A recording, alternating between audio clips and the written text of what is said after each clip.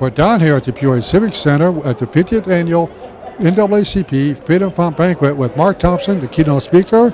And Mr. Thompson is with Sirius XM and has a talk show, Make It Plain, but he's also been involved with NAACP. First of all, Mark, tell us a little bit about who you are. Well, I'm a life member of the NAACP, been very active in civil rights and political causes for really more than half my life. I've been a talk show host as well. Next year will be my 25th year in talk radio.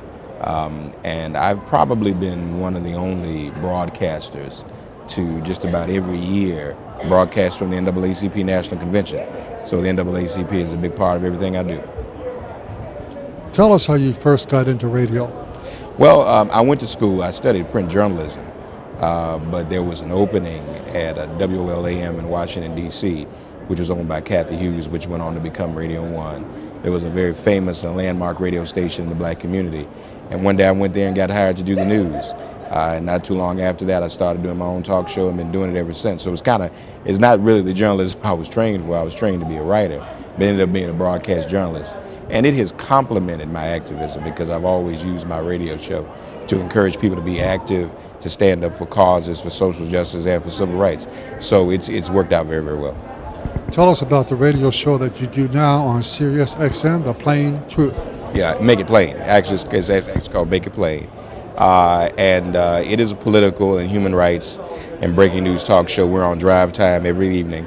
And it's really no different from anything else I've ever done, any other show I've ever done. Still about the cause of human rights and social justice. And we cover a lot of the issues that the mainstream media doesn't necessarily cover. A lot of the things that affect communities, be they communities affected by racism or sexism or xenophobia, homophobia, or even classism, things that affect senior citizens and children. We try to bring that kind of coverage to our show that you might not see in the mainstream corporate media. Of all the VIPs and the celebrities you've had a chance to interview, are there any that come to mind specifically? Wow, a lot. I mean, I've talked to a lot. Of course, over the years, I've had a good relationship with a lot of the leaders in the NAACP, even some of the great ones who passed on, like Ben Hooks, and those like that. Reverend Sharpton's been a guest on my show, Reverend Jesse Jackson as well. I've also had a chance to interview President Clinton and Secretary of State Hillary Clinton.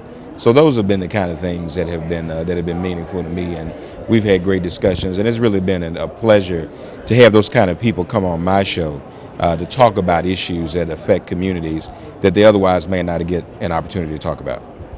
Those that are watching this, I want to let them know that we're taping this before the election day.